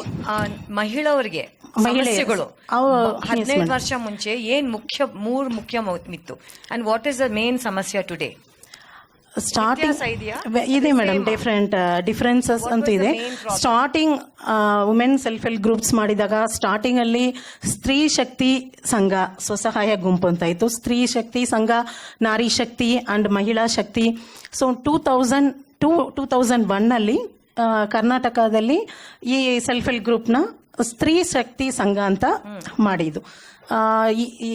ಈಗ 2014 ಅದನ್ನ NULM national urban livelihood mission ಅಂತ ನಲ್ಮ್ ಯೋಜನೆ ಅಂತ ಅಂದ್ಬಿಟ್ಟು ಫುಲ್ ಸೆಂಟ್ರಲ್ ಗೌರ್ಮೆಂಟ್ ಸ್ಕೀಮ್ಸ್ ಜೊತೆಗೆ ಅಡಾಪ್ಟ್ ಮಾಡ್ಕೊಂಡಿದ್ದಾರೆ. Present 2016 and 17 new SHG group registration day NULM Deena ದಯಾಳನ್ ಅಂತ್ಯೋದಯ ಯೋಜನೆ ನಲ್ಮ್ ಅಂದರೆ NRLM ಅಂತ ಇದೆ. So national rural livelihood mission ಅಂಡರಲ್ಲಿ ಆಗುತ್ತೆ. ಫಸ್ಟು ಇದಕ್ಕೂ ಈಗ ಸ್ವಲ್ಪ ಪ್ರಾಸೆಸ್ ಕರೆಕ್ಟ್ ಆಗಿದೆ. ಸ್ಟಾರ್ಟಿಂಗ್ ಪೀರಿಯಡ್ ಅಂಗನವಾಡಿ ಥ್ರೂಸ್ ಈ ರಿಜಿಸ್ಟ್ರೇಷನ್ ಮಾಡ್ಕೊಬೇಕಾಗಿತ್ತು. ಈಗ ಆ ಥರ ಇಲ್ಲ, ಇವಾಗ BBMP ಥ್ರೂ ಮಾಡ್ಕೊಬೋದು. ಸೊ ನಮ್ಮಂಥವರು ಗೈಡ್ಲೈನ್ಸ್ ಮಾಡೋಂಥವ್ರು, ಅವೇರ್ನೆಸ್ ಕೊಡೋಂಥವ್ರು ಈಸಿ ಆಗಿದೆ, ಡೆಫಿನೆಟ್ಲಿ ಈಸಿ ಆಗಿದೆ. ಪ್ಲಸ್ ತುಂಬಾನು ಎಸ್ ಈ ಸ್ವಸಹಾಯ ಇವಾಗ ಬಂದು ಡೇ ನಲ್ಮ್ ಮಹಿಳೆಯರ ಸ್ವಸಹಾಯ ಗುಂಪು ಅಂತ ಈಗ ಮಾಡ್ಕೊಡ್ತಾ ಇದ್ದೀವಿ. ಅದು ಬಂದು ತುಂಬಾನೇ ಇವಾಗ ಬೆನಿಫಿಟ್ ಅಂತೂ ತುಂಬಾ ಸಿಗ್ತಾ ಇದೆ. ಫಾರ್ ಎಕ್ಸಾಂಪಲ್ ನಮ್ದು ಒಂದು 2 ಎಕ್ಸಾಂಪಲ್ ಹೇಳ್ಬೇಕು ಅಂತಂದ್ರೆ, ಸ್ಪಂದನ ಕೆಮಿಕಲ್ ಪ್ರಾಡಕ್ಟ್ಸ್ ಅಂತ ಒಂದು ಗ್ರೂಪ್ ಅವರು ಟ್ರೈನಿಂಗ್ ಇದು ಕೆಮಿಕಲ್ ಪ್ರಾಡಕ್ಟ್ಸ್ ಆ ಥರ ವೆಕೇಶನಲ್ ಟ್ರೈನಿಂಗ್ಸ್ ಎಲ್ಲ ಕೊಟ್ಟು ಸೊ ಅವರು ಸಕ್ಸಸ್ಫುಲ್ ಆಗಿ ಮಾಡ್ತಿದ್ದಾರೆ. ಅದು UWSP ಅಂತ ಒಂದು ಪ್ರೋಗ್ರಾಮಲ್ಲಿ, UWSP means urban women subsidy program ಅಂತ. ಸೊ ಅದರಲ್ಲಿ ಅವರಿಗೆ 5 lakhs rupees ಸ್ಯಾಂಕ್ಷನ್ ಆಯಿತು. ಸೊ ಅದರಲ್ಲಿ ಅವರು ಇವಾಗ ಅದನ್ನು ಡಿಜಿಟಲ್ ಮಾರ್ಕೆಟಿಂಗ್ ಆಗಲಿ, ಎಕ್ಸಿಬಿಷನ್ ಎಲ್ಲೆಲ್ಲ ಆಗ್ತಿದೆ ಕರ್ನಾಟಕದಲ್ಲಿ ಅಥವಾ BBMP ಲೆವೆಲಲ್ಲಿ, ಬ್ಯಾಂಗ್ಳೂರು ಡಿಸ್ಟ್ರಿಕ್ಟ್ ಲೆವೆಲಲ್ಲಿ ಏನು ಎಕ್ಸಿಬಿಷನ್ ನಡೆಯುತ್ತೆ ಅದಕ್ಕೆಲ್ಲನೂ ಕೂಡ ಅವ್ರಿಗೆ ಅವಕಾಶ ಮಾಡಿಕೊಡ್ತಾ ಇದ್ದೀವಿ. ಪ್ಲಸ್ ಗೌರ್ಮೆಂಟಿಂದನೂ ಕೂಡ ಸ್ಟಾಲ್ಸ್ ಹಾಕೋದಕ್ಕೆ ಅವ್ರಿಗೆಲ್ಲ ಹೆಲ್ಪ್ ಆಗುತ್ತೆ. ರೀಸೆಂಟ್ಲಿ ಮೈ ಗ್ರೂಪ್, ನನ್ನ ಗ್ರೂಪ್ ಕೂಡ ನಕ್ಷತ್ರ ವುಮೆನ್ ಸೆಲ್ಫ್ ಹೆಲ್ಪ್ ಗ್ರೂಪಿಂದ ನಕ್ಷತ್ರ ವುಮೆನ್ ಕೇಟರರ್ಸ್ ಅಂತ ಸ್ಟಾರ್ಟ್ ಮಾಡಿ ಅದು ಕೂಡ ಇವಾಗ ತುಂಬ ಚೆನ್ನಾಗಿ ಇಂಪ್ರೂವ್ ಆಗ್ತಾ ಇದೆ madam. Very good Jayalakshmi, very good. So it's all about giving thank you one opportunity to work for sustainable income and a group to support them. So now let's go. ಇನ್ನೊಂದು ಅದಕ್ಕೆ ಆಡ್ ಮಾಡಬೇಕು. ಮುಂಚೆ ಆದ್ರೆ ನೀನ್ tailoring ಹೋಗು ಅಥವಾ parlour training ಹೋಗೋ, that was limited to very specific. ಇದು ಇವಾಗ ನಿಜವಾಗ್ಲೂ ಗ್ರೀನ್ ಬಿಸ್ನೆಸಸ್ ಬಂದಿದೆ, green jobs also we have lot of businesses. So now we also have microcredit. Microcredit is very very expensive for poor. SHGಗಳು ಅವರವರೇ save ಮಾಡ್ಕೊಂಡು ಮಾಡ್ತಾ ಇರೋದ್ರಿಂದ it is much better, and then lot of opportunities within the SHG to do new kinds of work for Absolutely. women So and I'm breaking going to come back stereotypes. to you all about asking you for the challenges and the opportunities. So let me just get to Ashok. What I wanted to ask you was, of course, you seem to be a person who's very into building awareness, especially with a lot of things regarding sexual violence awareness, sensitization programs, legal rights of women. One of the things that I speak about being a financial planner is that namage women don't understand our wonderful legal rights, that I really have some of the best legal rights in the country today. As a class 1 heir, not only from my as my parents' side, I also have it from my husband's side. I wanted you to throw some light. One of the things is women don't know about it. And secondly, even if a woman knows about it, there's a lot of fear in enforcing this. What has been your take on this? I think any kind of progressive legislations in this country has the same problem, which is we have a wonderful scheme on paper, be it the Hindu Succession Act or any of the laws that have been brought out for the purposes of achieving the welfare of a particular group. I think we have probably some of the best laws in the world. But The challenges, of course, are in terms of enforcement. Our courts are not quick enough, they're not fast enough. You can't always predict the outcomes in some of these litigations. So the time component which goes into asserting and enforcing your rights obviously becomes a concern. So I think the issue is no longer about bringing out laws and legislations to enable a particular community to come forward and claim their rights. I think the challenge now is judicial reforms, police reforms. We need better systems to implement the laws already in force. I think that's another thing that you're focusing, right? Advocacy in terms of basically providing the right kind of information to judges and policemen. I think you're very involved in that. I think very involved would probably be overstating it a bit. Yes, I have done a little bit of work in terms of doing capacity building programs with the police, especially on investigation of sexual assault cases. What we don't realize is that investigations are an extremely scientific process. It requires time, it requires a certain kind of intellect, it requires a certain kind of acumen. Now, the average investigator on the ground who is a police inspector is dealing with cheating cases in the morning, sexual assault cases in the afternoon, and theft cases in the evening. He has never been given the chance to specialize and acquire skill set in a particular kind of crime.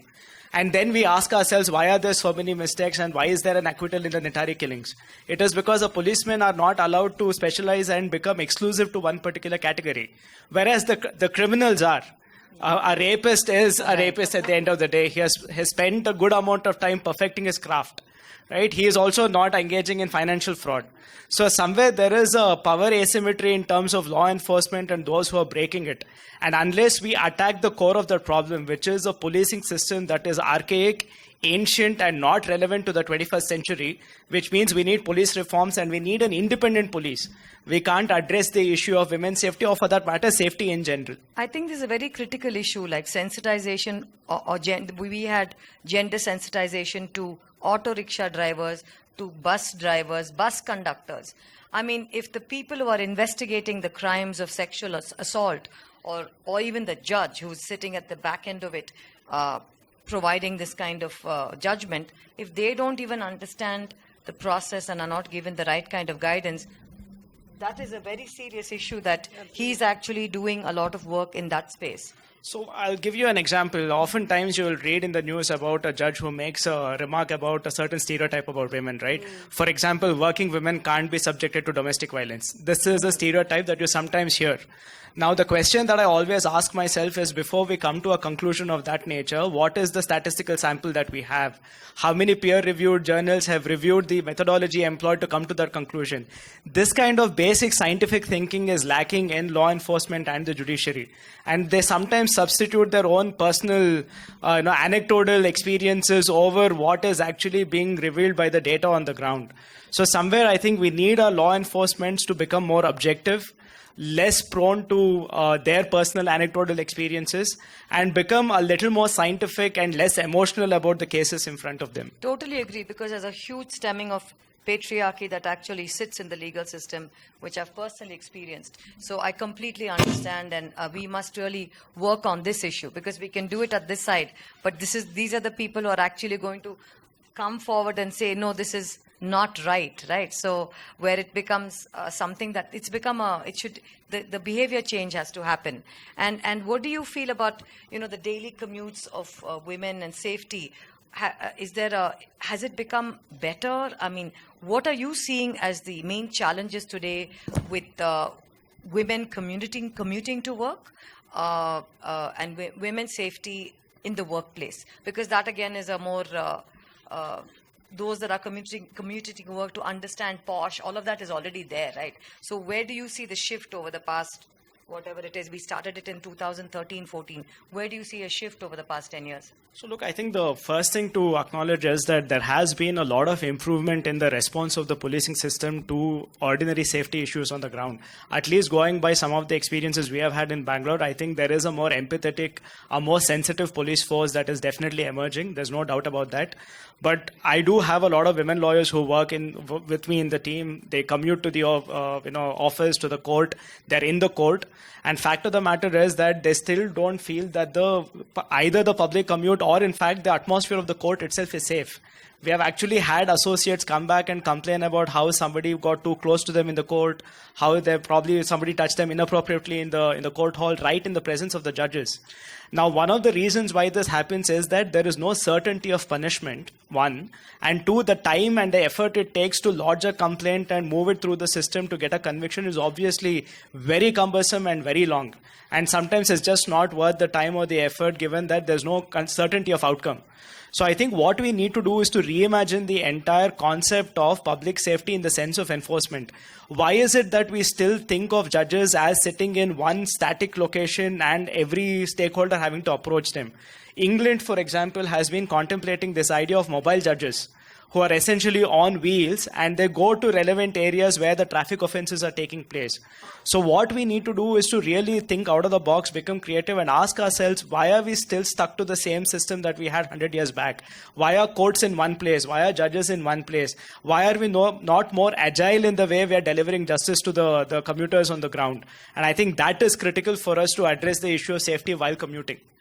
So you're bringing up some very important points, because here you're talking about more of you're talking about an extremely marginalized lot of women, and including you. You're talking about, I mean, I don't think, is there an approach to a legal system that your marginalized people have? Do they have? Yeah, I think what he was talking about, how judges should go to the field, that's exactly happened in Karnataka High Court, where judges came to landfill, the judges came to where the waste picker lived, judges came to see how the waste was not properly managed, and their directive have actually implemented in 2016 law. So when they come out and they interact with people, they understand. Today, waste picker for the first time was defined in 2016 law. Yes, and all these was done because of the High Court judgment in Karnataka. Yes. And these two judges went everywhere, we call them.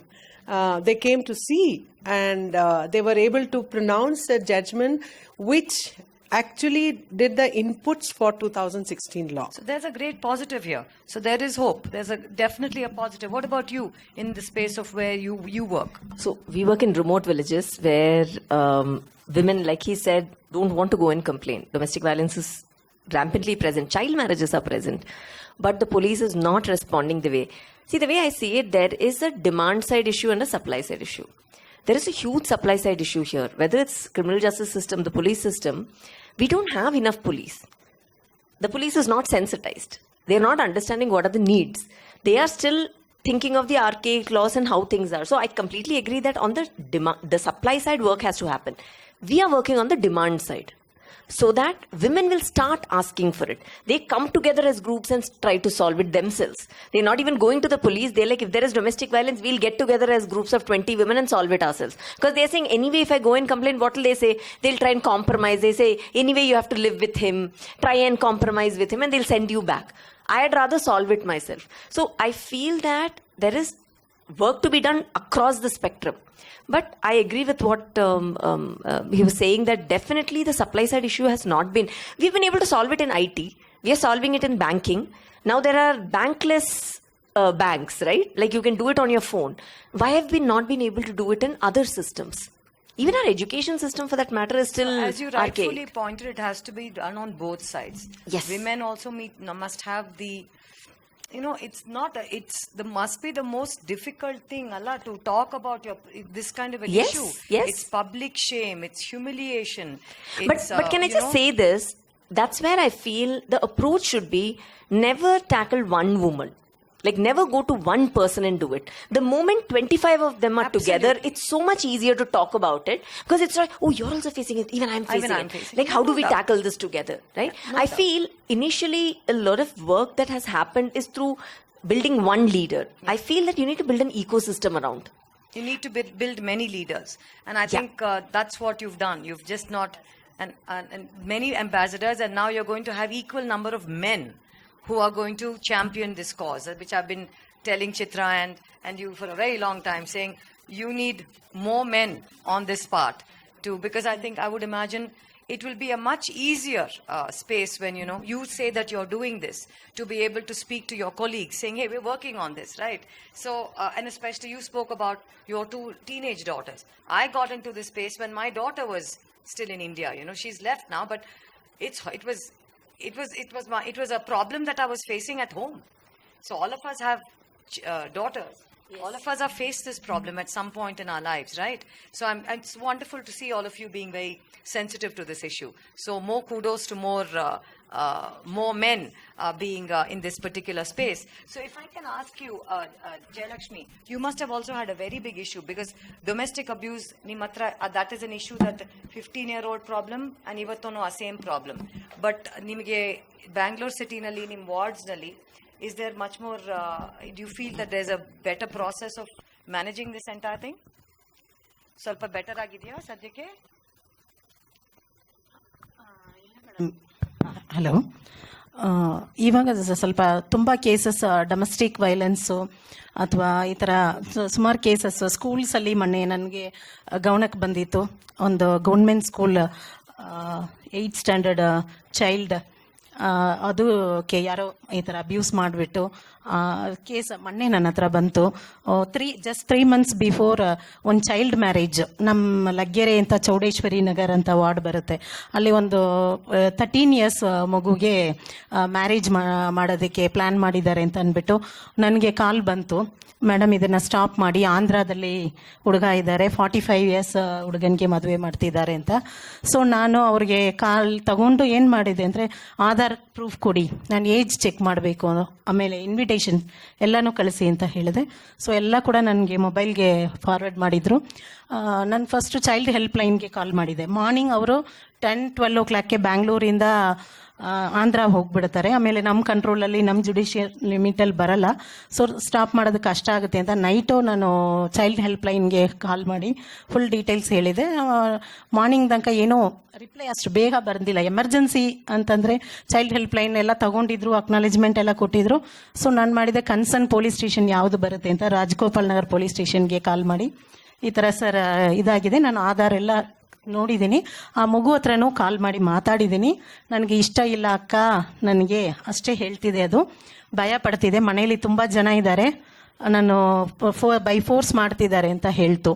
So ನಾನು ಅಲ್ಲಿ ರಾಜಗೋಪಾಲ್ ಸ್ಟೇಷನ್ಗೆ complaint ಮಾಡಿದೆ. ಆಗ ಅದು emergency ಅಂತಾಗ ಅವರು immediate ಅದನ್ನು stop ಮಾಡಬೇಕು ಅಂತ ಅನ್ನೋದು ಇರಬೇಕು ಪೊಲೀಸ್ ಅವರಿಗೆ. ಅವರು ಎಲ್ಲ ತಗೊಂಡ್ರು, ಅಲ್ಲಿ ಅವ್ರ ಮನೆ ಹತ್ರ ಹೋಗ್ಬಿಟ್ಟು ಇದು ನನ್ನ ಲಿಮಿಟಿಗೆ ಬರಲ್ಲ, ಇದು ನಂದಿನಿ ಲೇಔಟ್ ಪೊಲೀಸ್ ಸ್ಟೇಷನ್ಗೆ ಬರುತ್ತೆ ಅಂತ ಹೇಳ್ತಿದ್ದಾರೆ. ಸೊ ಆಗ ನಂದಿನಿ ಲೇಔಟ್ ಪೊಲೀಸ್ಗೆ ಮತ್ತೆ ಕಾಲ್ ತಗೊಂಡೆ. ಅಲ್ಲೊಂದು ಮೇಡಮ್ ಇದ್ರು, ಇನ್ಸ್ಪೆಕ್ಟರ್ ಲೇಡಿ ಮೇಡಮ್. ಸೊ ಅವ್ರು ತುಂಬ ಚೆನ್ನಾಗಿ ರೆಸ್ಪಾನ್ಸ್ ಮಾಡಿ ಇಮಿಡಿಯೇಟ್ ಅವ್ರ ಮನೆಗೆ ಹೋಗಿ ಆ ಮಗುನು ಅವ್ರ ತಾಯಿ ಇಬ್ರು ಕರ್ಕೊಂಬಂದು ಸ್ಟೇಷನಲ್ಲಿ ಇರಿಸ್ಕೊಂಡಿದ್ರು. ಸೊ ನಾನು ಅವತ್ತು ಟ್ರಾವೆಲಲ್ಲಿದ್ದೆ. ಅವರು 11 o'clock ಮೇಲೆ ಇಮಿಡಿಯೇಟ್ ಬನ್ನಿ ಸ್ಟೇಷನ್ಗೆ ಅಂದರು. ಸೊ ನಾನು ದೂರ ಇದ್ದೀನಿ, ನನ್ನ ಪರವಾಗಿ ಯಾರನ್ನೋ ಕಳಿಸ್ಕೊಡ್ತೀನಿ ಅಂತ ಹೇಳಿ ಹ್ಯಾಂಡಲ್ ಮಾಡಿದೆ. 6 o'clock ಮೇಲೆ ಲೇಡೀಸ್ನ ಸ್ಟೇಷನಲ್ಲಿ ಇರಿಸ್ಕೊಳ್ಳೋಂಗಿಲ್ಲ ಅಂತ ಅಂದ್ಬಿಟ್ಟು ಅದು ಚೈಲ್ಡ್ ಬಾಲಭವನ್ ಗರ್ಲ್ಸ್ ಇದು ಸ್ಪೆಷಲ್ ಇದೆ ಅಂತ ಅಲ್ಲಿ ಶಿಫ್ಟ್ ಮಾಡಿದ್ದೀವಿ ಮೇಡಮ್. ಸೇಫ್ ಆಗಿದ್ದಾರೆ, ಮ್ಯಾರೇಜ್ ಸ್ಟಾಪ್ ಮಾಡಿದ್ದೀವಿ. ಅವ್ರಿಗೆ 18 years ಆಗೋದಂಕ ಆ ಮಗುಗೆ ಮ್ಯಾರೇಜ್ ಮಾಡಲ್ಲ ಅಂತ ಅಂದ್ಬಿಟ್ಟು ಅವರು ತಾಯಿ ಹತ್ರನೂ ಎಲ್ಲ ಡಾಕ್ಯುಮೆಂಟ್ ಸೈನ್ ಮಾಡಿ ಅವನ್ನ ಮತ್ತು ನೆಕ್ಸ್ಟ್ ಡೇ ನನ್ನ ಕಾಲ್ ಬಂತು, ಆಂಧ್ರದಿಂದ ಕಾಲ್ ಬಂತು. ಅವರು ಮಾಡಿದೆ ನನಗೆ ಅರ್ಥ ಆಗಲಿಲ್ಲ, ತೆಲುಗು ಅಷ್ಟಾಗಿ ಬರ್ತಾ ಇರಲಿಲ್ಲ. ಏನಾದರೂ ಹುಡುಗನ ಕಡೆಯಿಂದ ಥ್ರೆಟನ್ ಕಾಲ್ಸ್ ಏನಾದರೂ ಬರ್ತಿದೆಯಾ, ಇವ್ರು ಮಾಡಿದ್ದಾರೆ ಅಂದ್ಬಿಟ್ಟು ಎದುರ್ಕೊಂಡ್ಬಿಟ್ಟಿದೆ. ಸೊ ನನ್ನ ಸಣ್ಣ ಹತ್ರ ಕೊಟ್ಟಿದೆ, ಅವ್ನು ಕಮ್ಯುನಿಕೇಷನ್ ಮಾಡ್ದ, ಇಲ್ಲ ಈ ಥರ ಹುಡುಗನ ಅರೆಸ್ಟ್ ಮಾಡಿದ್ದೀವಿ, ಅವನ್ನ ಜೈಲ್ಗೆ ಹಾಕಿದ್ದೀವಿ, ಈ ಥರ ಅಂಡರ್ 18 ಮಗುನ ಮ್ಯಾರೇಜ್ ಮಾಡೋದು ಕಂಪ್ಲೇಂಟ್ ಬಂತು ಚೈಲ್ಡ್ ಹೆಲ್ಪ್ ಲೈನಿಂದ. ಸೊ ಅದನ್ನು ಮೇಡಮ್ಗೆ ತಿಳಿಸೋಣ ಅಂತ ನಾವು ಮಾಡಿದ್ದೀವಿ, ನಾವು ಅಪ್ರಿಷಿಯೇಟ್ ಮಾಡ್ತೀವಿ ಅಂತ ಅಂದ್ಬಿಟ್ಟು ಇದು ಒಂದು ಇನ್ಸಿಡೆಂಟ್ ಈಗ ರೀಸೆಂಟ್ ಆಗಿ ಆಯಿತು madam. Story well done. I mean see that's what as I said, like there is such a linkage required for what you're talking. If the police and the legal system does not act. So, I mean, just like B.PAC is basically a platform which provides this kind of information for several other NGOs to go. Is there a legal platform that, like one can just dip into this pool and call so that, you must be some, many thousands of you in Bangalore, that, you all just pool in your time where there's a call center. Is there a platform that can, because even if I see something or even if you witness something, who am I going to call? What am I going to do? So is there like an open pool of legal knowledge and talent that can be readily accessed in a situation like this? There are quite a few initiatives. Pro Bono, for example, is a great initiative that's come out in the recent times, where practicing lawyers lend some amount of their time for causes of this nature and do not charge money for the services they provide. Pro Bono work, as we call it in our jargon. There are tons of NGOs that are also providing this kind of psychosocial and legal support. Is it as well stocked as it is? It's not. Obviously, we could use a lot many more lawyers lending their time of this nature. But see, at the end of the day, a lawyer is only a messenger of the legal system, right? He is not the one who's creating capacity. And in the situation of this nature, for example, it brings me back to a very important point. We have the entire scheme of administration divided into the central list, the state list, and the concurrent list, right? And a lot of crimes, for example, will sometimes fall under the purview of the state and sometimes fall under the purview of the center. A classic example is cases of terrorism, which comes under the National Investigation Agency's purview.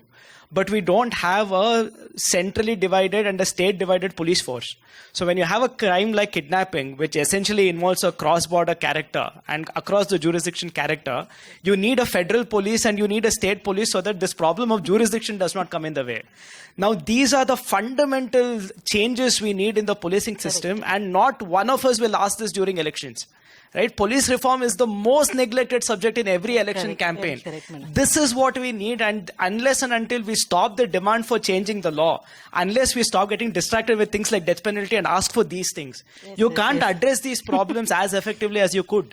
You know, Chitra, I think Mrs. Jija is a good person to kind of connect with on this. I think you all were having a conversation. So police reform is something critical. If I can ask you, Uttara, because we need to close now, what is one most important challenge that you're facing today in doing your work and spreading your message? What is the main challenge? Well, I would say human resources, because we work locally in the villages. So finding the right kind of talent in those villages has been one of the biggest things for us, because we need more girls to come out and do the work. Our team is comprised mostly of women also, because since we work with women, we need more women. But the challenge there is not many of them are coming out to do this. Why do you think that is? Again, the fear, right? My father said I can't go alone. My mother said I'm not supposed to do this. So there again, it's about you advocacy, training, knowledge. The cultural norms, if I could etc. ask you one positive thing, what has been the change, like as compared to 10 years ago? What is the positive thing? How can we end this on a good note saying there is hope? Technology. With more technology, what happens is words are spreading faster, right? People are looking at, when we started, 20% of women had phones. Now 50% of women have phones, which means they're talking to each other. They're sending each other messages. We get calls from people from Turekere saying, you know what, I heard that this is happening in Tumkur. Will you come to my village? There is this problem that I'm facing. And also your education through videos, etc., through WhatsApp. I think it's become much more easier. Communication, yes, that has been definitely positive. Wonderful. Nalini, what about you? What do you think has been the greatest challenge for you? What is the biggest challenge you face today? Today, most of the thing is implementation of any legislation. Whether waste, whether it is a criminal justice system. And also to say with the criminal justice system, we should also create a social unacceptability for violence. You know, that is what we do. Many of the women, even if they're going through domestic violence, they come up to, okay, I want to do something, and then say, no, I want to go back. Right? So there are safety, how do you create safety net for them? How do you create safety net within the community? That's also very important. Maybe that's a very big discussion. We can always share what we have done. And one positive thing I have seen, right now we have about 83 entrepreneurs in the system, where one of the women entrepreneur now, waste picker, who don't read and write even now, she used to go on a sack on her back. Today she's employed 88 people. And even now she doesn't read and write, but still uses all the UPI system to pay everybody. And that is a hope. And today in Plastic Treaty, International Plastic Treaty, she's representing the whole of Asian waste pickers. So creating that agency for people is what I think is a hope. Hasrudala should not exist for the reason it's existing today.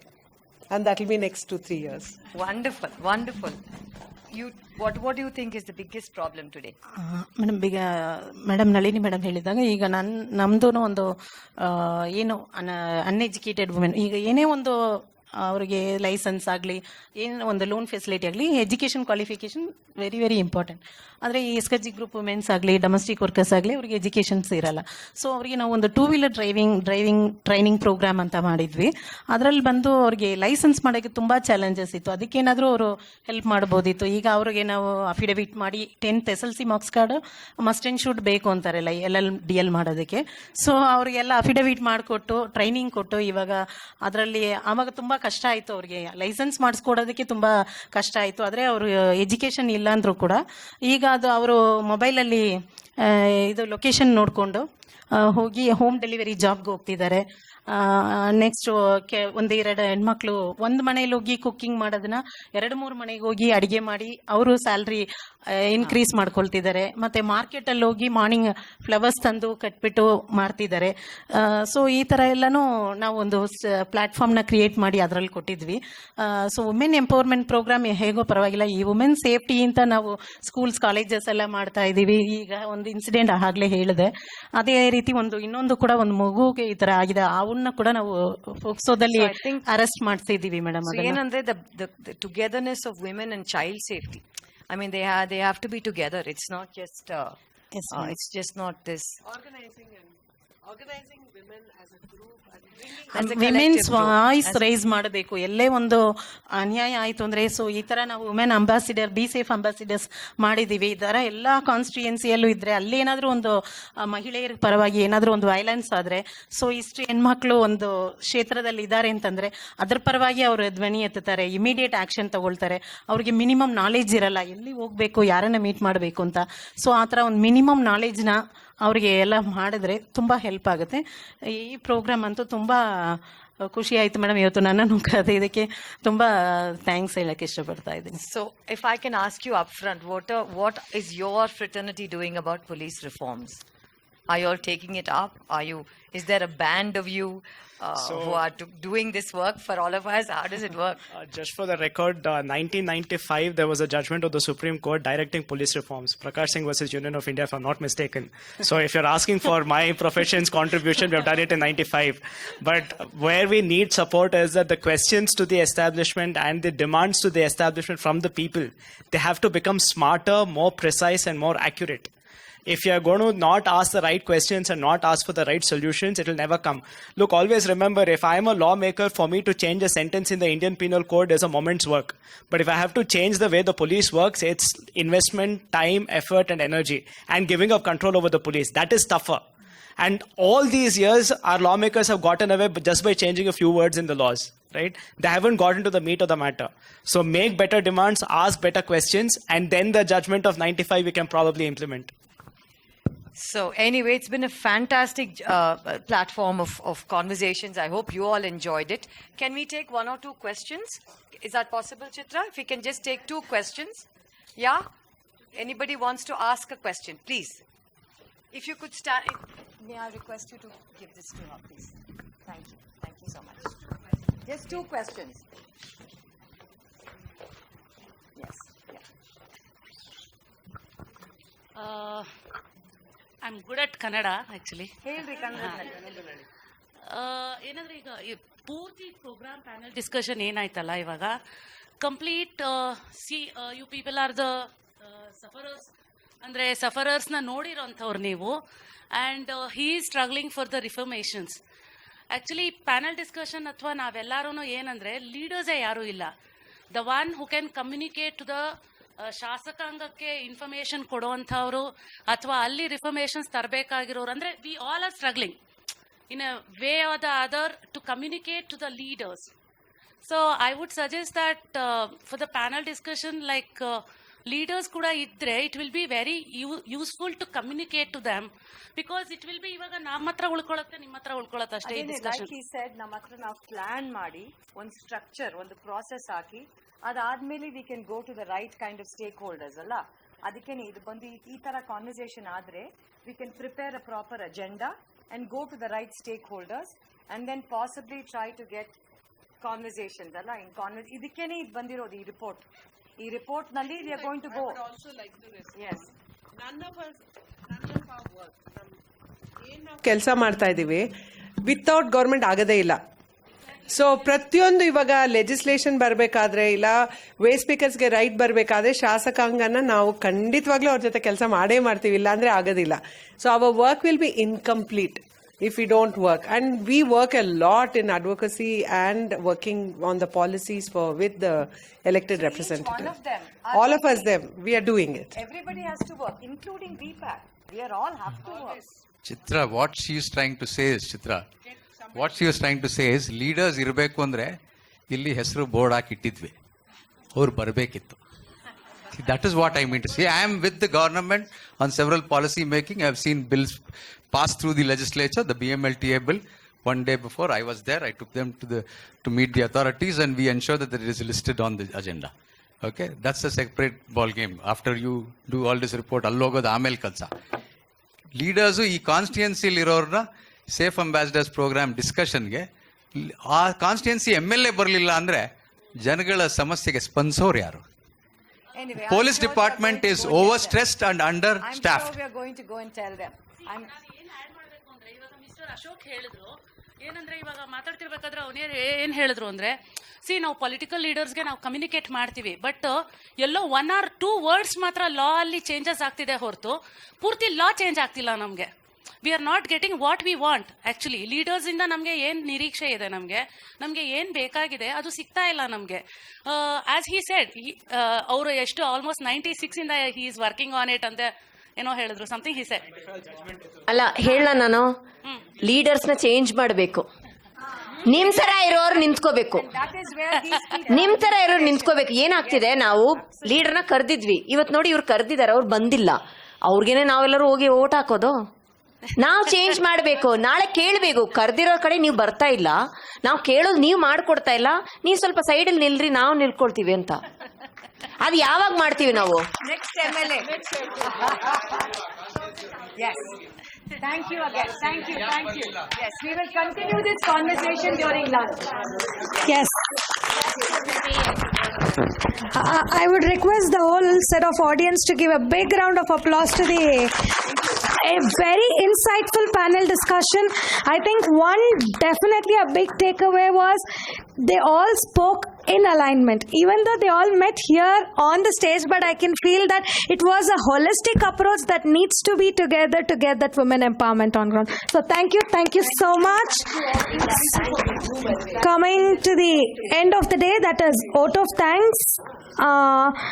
I would definitely give a big shout out to Ms. Jija Hari Singh to come in her time and be part of the event and help us throughout the event. And then definitely a big thanks to Bhairati Suresh, MLA Hebbala, Minister of Urban Development and Town Planning, Shri Muniraju, MLA Dasarahalli, for supporting us throughout the program to help us implement in their particular assembly constituency. Dr. Rahul Godke, Senior Vice President, Business Unit Leader, CGI, for always being and supporting us throughout the initiative. And special thanks to Mr. Ananda Gundurav sir, Mr. Hari sir, Ms. Chitra Talwar and Ms. Mimi ma'am from B.PAC team to be part of the initiative. And special thanks to our CEO Revati Ashok to give out a video message in her absence. And heartful thanks to all our panelists to give their insights: Nalini Shekhar, Hasirudala, Uttara Narayanan, Buzzwomen, Ashok GV, Advocate, Phantom Law, and Jayalakshmi, B-Clip member, B.PAC. Our sincere thanks to all the subject experts, trainers, facilitators for being an integral part of the B.SAFE Constituency program. And just last 2 more thanks, because they aren't part of the event today, but we would like to thank Synergos Tech Consulting Services Private Limited for their continuous support throughout the B.SAFE Constituency program over the years, especially for the program. Sujit, co-founder and visual designer, Design District for designing creatives and illustrated for the B.SAFE Constituency program. Mr. Mohan, partner, Pixel Tree Studio for creating informative animation videos. Special thanks to our B.CLIP leaders of all the assembly constituencies for continuously supporting and pushing us in making the groundwork to reality. Last but not the least, I would like to give a big shout out to all our B.SAFE ambassadors for showing their passion and interest throughout the program, and we foresee continued engagement in the upcoming days. We wish to once again thank all the individuals and organizations who have supported us in the project and seek continuous support towards our next stages in creating a safer and empowerment city for the women.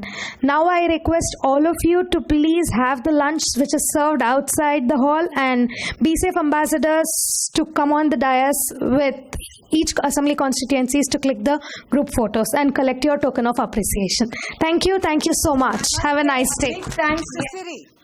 Exactly. That's what I was going to say.